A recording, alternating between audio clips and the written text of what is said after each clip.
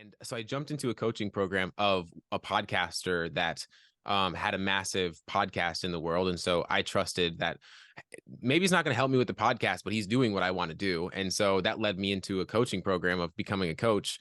And so it was really one of the best things I ever did because I didn't intend on becoming a coach, but it ended up being the thing that led me into committing to myself to where, okay, I invested into this. Now I have to show up Hey for that. there, I am Dr. Jason Ballara, and this is the Know Your Why podcast, where we explore the why behind success.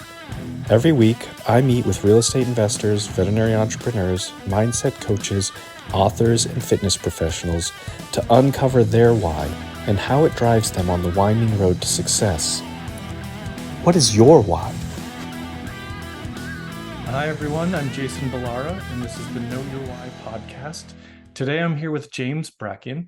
James is a host of the You Can Too podcast, and he's also a coach, a performance coach. So, James, I know there's a whole lot more to you than that, but I much prefer to let the listeners hear it from your words. But first of all, thanks for taking the time out to come on the show today. I appreciate it.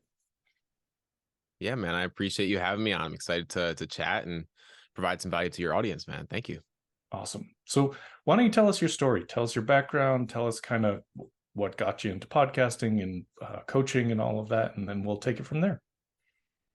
Yeah, I think the one key thing that brought me down this path was mortality in itself. Was I lost my father and uncle both at 37 years old, and my grandfather passed away a few months before his retirement. And so really young, I seen mortality happen again and again in my life and realized the power of living with intention, because I think so many people go through life settling for a life that they're okay with, maybe, not really creating a life that they love, that they're truly fulfilled by and, feel in alignment with. And so at a really young age, I knew that college didn't make sense for me. I invested into a coaching program to, as you said, become a performance coach and start my podcast in the progress, having no idea what I was doing. Just so people know, I'm 17 years old, becoming a life coach. I know that makes no sense. I know it didn't make sense to me at the time either.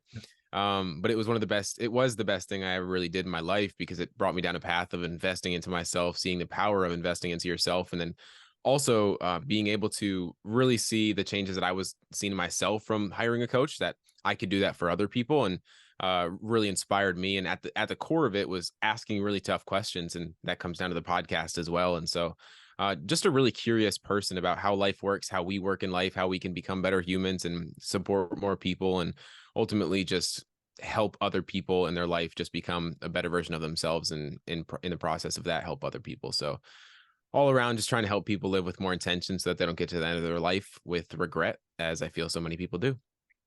Yeah. Yeah. And first, I'm sorry. I'm sorry that you experienced that. I think that being faced with mortality at such a young age, particularly with losing family members, I mean, that's brutal to go through. And yes, I guess at its surface, maybe becoming a coach at 17, people might think that, like, that doesn't make any sense. But I think, Yeah. you can either take challenging circumstances and do good with them, or, kind of go down a negative path. And so I love that you decided to do good with it. I also think there's something to be said for, if you're going to have a coach, having it be a peer, right? So, like, if people in your age bracket are looking for coaching and help with, and quite frankly, probably a really good time for people to have coaches, like in that, late teens, early Yeah. 20s. Um, it actually probably makes sense for them to have someone same age, like experiencing the same things in life as they are, to be relatable. Because it's like, if you're gonna have, you're 20 and you're gonna have a coach who's 50, like, you're not living the same life right then. It's Yeah.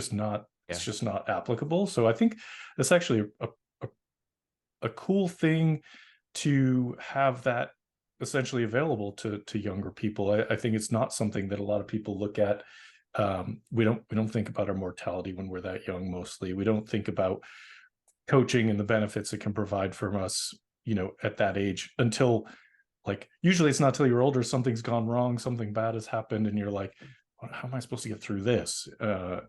And so it's amazing that you kind of took that initiative at such a young age.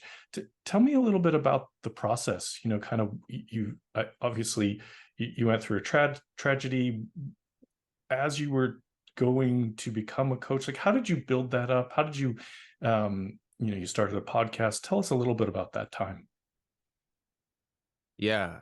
So I was working at Dick's Sporting Goods at the time. And I was, man, the investment that I made into the coaching program was more than I made within 2 months of really almost a year worth of income for that job. So it was a lot of money investing to that. So it was just a lot of just saving to be able to figure out what I wanted to do. And it happened that I listened to a podcast. At the end of the podcast, it was pretty much luring people into a sales call and then into a program.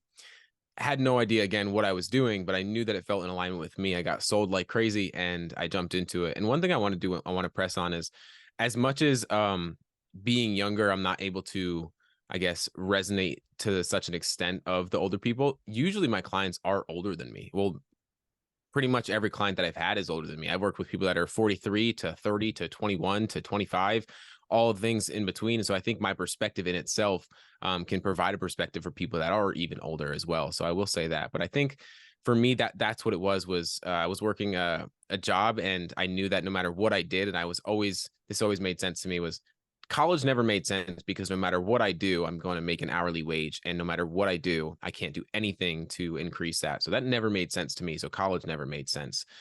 So I always thought that I need to go down a path that I can, create wealth and be able to impact a lot of people in the same time. And so I invested into a coaching program, not really knowing what it was going to lead to, but that was kind of the direction, man. It was just, once I made that investment into myself, and this is why I find it so powerful for coaching, like with clients that I worked with, or just in general, wherever you're at in life.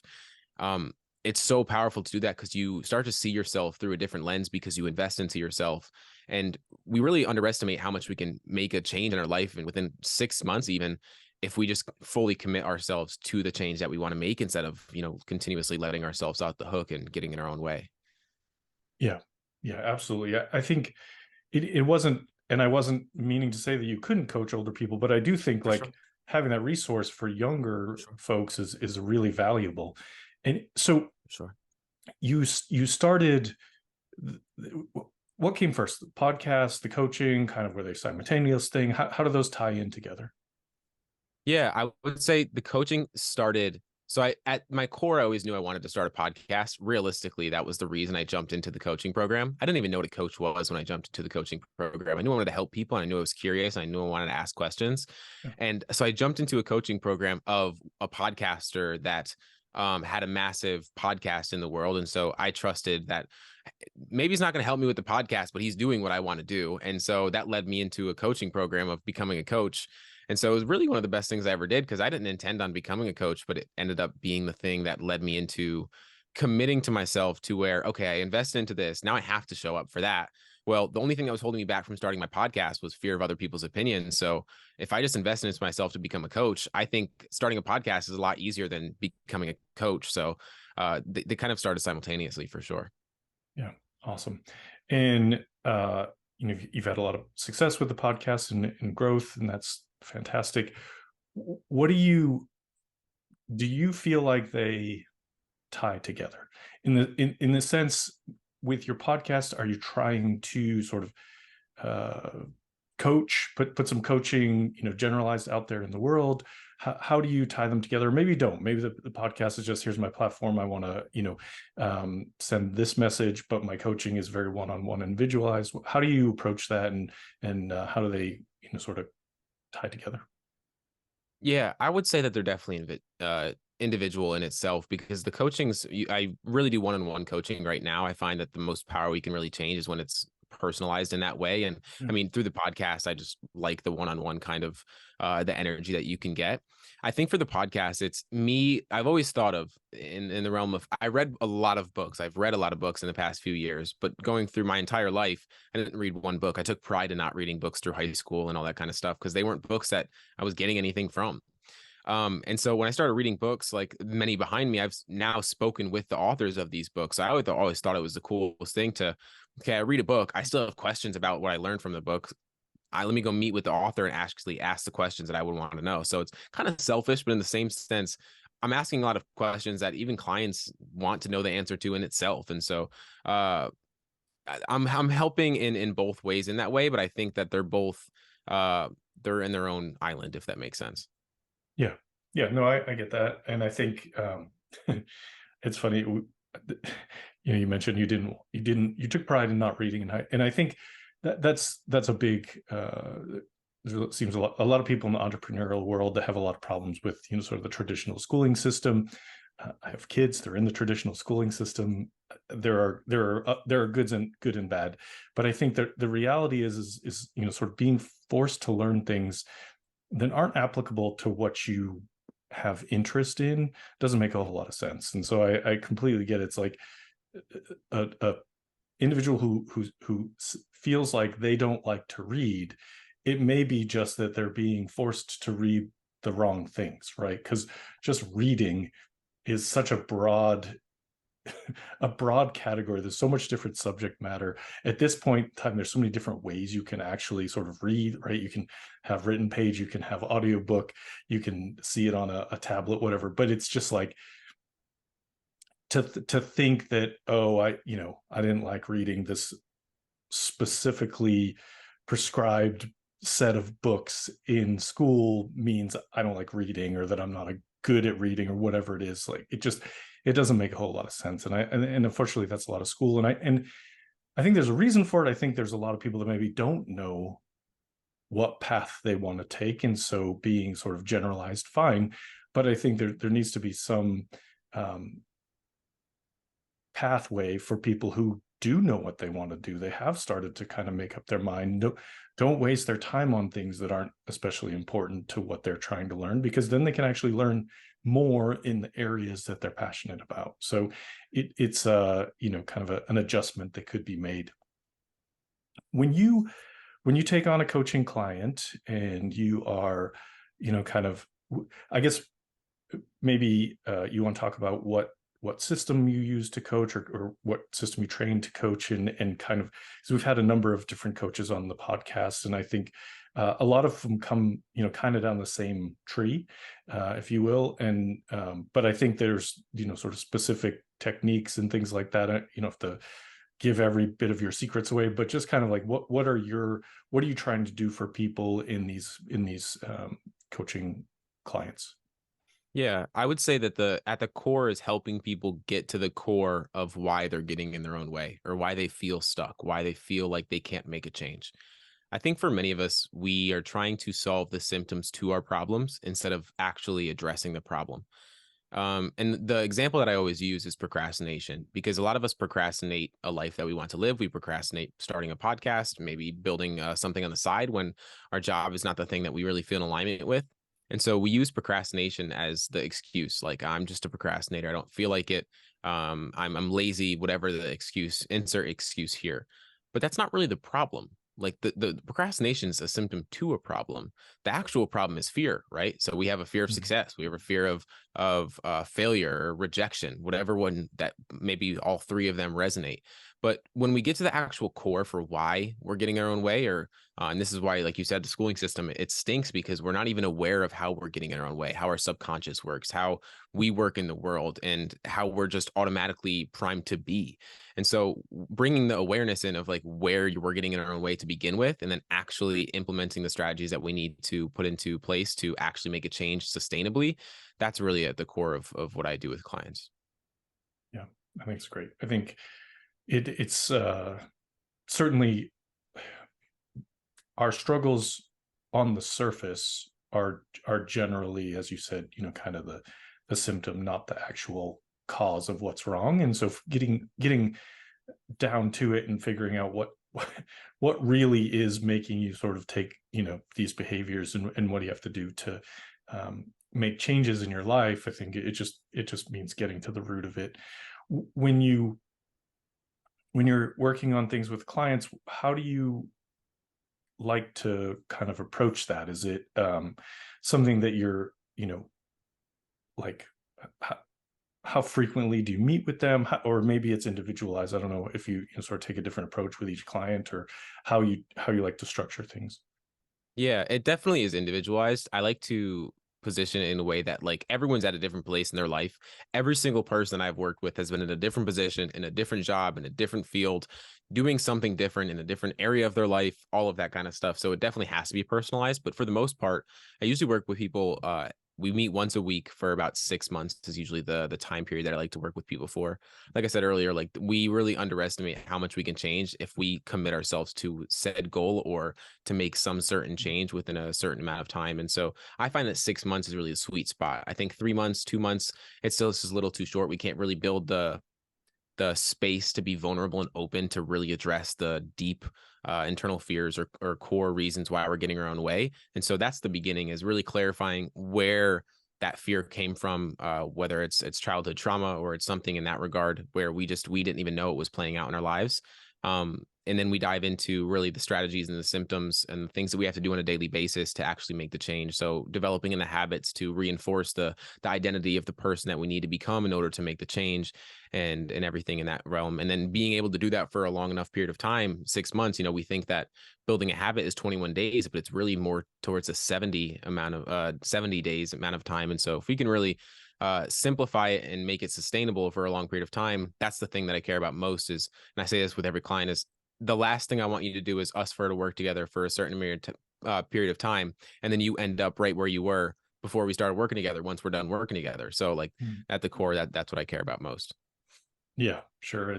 Yeah, you don't want it to be it's like you don't want it to be like a fad diet where someone loses a bunch of Exactly. weight and then they just sort of put it all right back on. So yeah, and that's why you have to get to the root of it, is to, because otherwise you are just treating those symptoms. Exactly. Do you have a coach yourself? Yeah, I have multiple coaches. When I invested into the coach, that's what I realized was like, this is like a shortcut in life. And like, so Yeah. if I can invest into multiple different areas of my life to shortcut my goals, like I think of it, we have time and we can spend time or we can spend money. And one's finite, it's being, we lose a second and that we're never getting that thing back. But the other one is being printed as we speak. So I'd much rather spend the money than the time. And I've seen it. So Yeah. yeah. I find the best coaches also have coaches. And Oh I yeah. think that's just kind of the idea, right? That because you can't always just step outside yourself and know what adjustments, what's trouble, what things like that, what's getting to you. You can't always see that yourself. Is as self-aware as you might be, and even as a coach of other people, sometimes you just kind of can't get out of your own way. So it's a great thing to have people that can look at you from a step back and help you make those decisions and adjustments, things like that. So you're young. What's your outlook? What are your goals, kind of with maybe with podcasts, with coaching? How do you see that you got so much time ahead of you? How do you see things kind of going for you? In what direction do you plan to head? Yeah, that's the thing. I was speaking about this on a podcast right before this. Is I've, and this might sound counterintuitive, but as a coach, right? Like we're always talking about goals, we're always talking about where we'd like to go. But I am really someone that wants to be where I'm at. Like I really want to be where my feet are. Losing a lot of family young, right? Like you say, I have a lot of time, but losing my father and uncle at 37, I mean, that's Yeah. not that far away. You know what I Yeah. mean? As much as it is, it isn't, right? And so I really like to put things into perspective in that way, where the thing that I think about is, am I moving in the direction that I'd like to go? Not so much am I getting the results that I'd like to get. Because if I'm moving in the direction, it's just, as long as I just don't stop, it's inevitable that I achieve said goal. And so I think of the sense of, whether it's through coaching or podcasting, every single week I get to meet with someone, ask them questions, help them, whether it's through the podcast, I'm helping people, gain the clarity that they need to gain, or working with clients and I'm actually helping them move through some challenges that they're going through. As long as I'm doing that every single week, like I have already won. Like I have succeeded. I have succeeded just getting into this space to begin with, let alone where I'd like to be. And so I just want to keep doing what I'm doing truthfully and just be able to do that every single day. And the way that I like to think of it is, and I had Joshua Fields, Milburn on the show, one of the main guys of the minimalists, come on my show a couple days ago, and he talked about the way that he likes to think about it is not so much what goal do I want to achieve, but what do I want my Wednesday to look like? Like, how do I want to feel on a Wednesday morning or evening or whatever it is? And I love how my Wednesdays look. I love how all of my days look, and so I'm really, really seeping in, enjoying what I'm doing, while also, of course, just continuously moving towards where I'd like to be. But it's a long answer, but that's how I like to see it. No, it's fantastic. I think very much about, sort of living in the moment, and yes, you have, I like what you said about, sort of, as long as you're moving in the direction towards your goals, Yeah. you're not going to stop, so you'll get there eventually. You don't basically, there's no reason to rush, right? Living in that moment, and enjoying. I think it's a great perspective. James, I want to make sure I get to ask you some questions that I ask every guest. The first one is always related to the name of the show being Know Your Why. So I ask every guest, what is your why? I think it's I'm always fascinated by this question and this people's answers, because it's so varied, but also, like, there often tends to be themes, but I just love to see how people sort of relate it to their life. So turning that into a really long question, what is your why?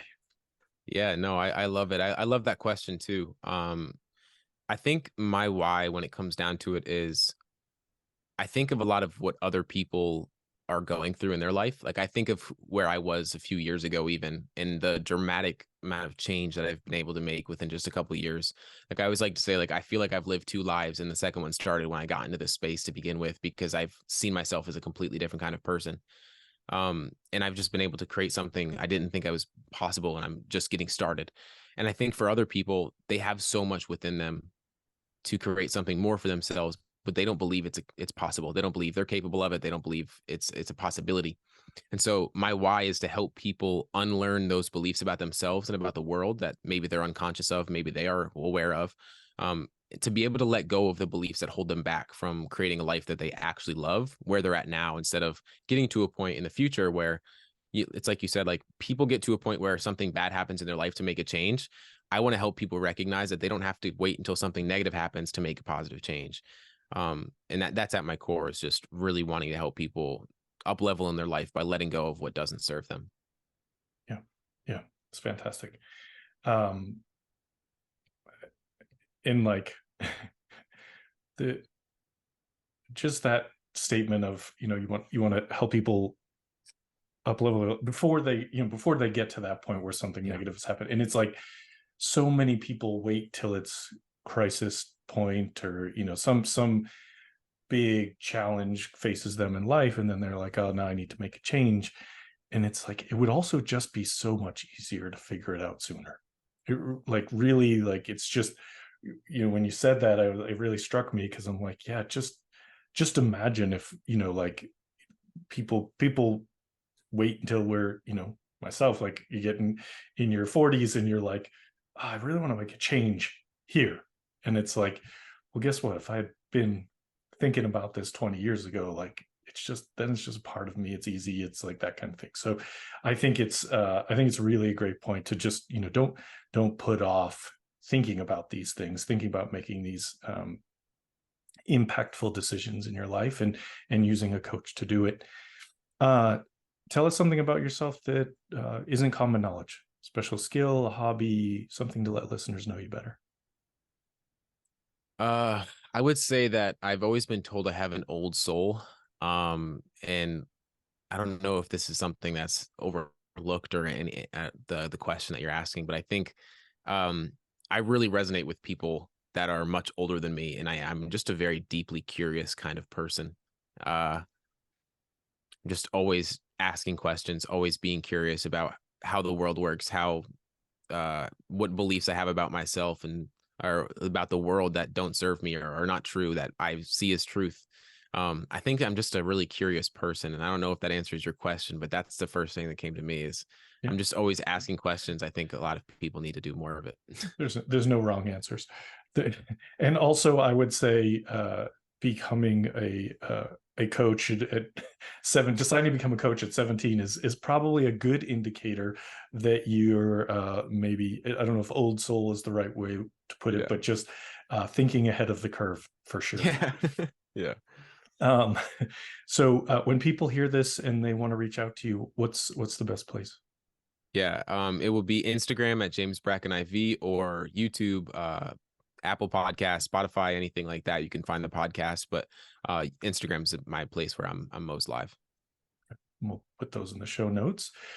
Final question for you, James. What piece of advice would you give to someone who is, maybe they've had that event, maybe they've had that challenging time, or maybe they're just hearing this and they're like, huh, maybe I should make these changes. Like, how would you kind of encourage them to get started into sort of redefining that path? Imperfect action is much better than perfect inaction. You will learn so much from making a wrong decision than you will by sitting in indecision. Indecision is still a decision. You're just deciding to do nothing. And when we do that for a long enough period of time, we get unsettled in our life and we start to stagnate and see it as our only reality when it doesn't have to be that way. You will learn so much more from failing forward than doing nothing. You'll literally learn more from going the wrong direction than you would been going in no direction. And so I just want to get people into action. That's what I care about most, is just start moving regardless of the direction. Yeah, that's fantastic. I love that. You can make some shirts or some signs for people to hold. Like it's really a true. I like the, indecision is making a decision. It's your decision deciding to do nothing. And so I think really, really, really great points. And I appreciate you being on the show today. I think people are going to get a ton of value out of this and learn a lot. And again, I would encourage people to really consider the role that coaching could play in your life, with you, James, with someone else. What I think it has been invaluable to me. I think it is really something that maybe a lot of people don't think about, but can be incredibly, incredibly impactful to your life. So thank you for coming on and sharing your story with us. Thank you for having me, man. I'm grateful to be a part of the journey. Awesome. Folks listening, I know you're going to love this episode. Please like, rate, and review the show so we can get more great guests like James. And thank you all for listening. Hey there, I am Dr. Jason Ballara, and this is the Know Your Why podcast, where we explore the why behind success. Every week, I meet with real estate investors, veterinary entrepreneurs, mindset coaches, authors, and fitness professionals to uncover their why and how it drives them on the winding road to success. What is your why?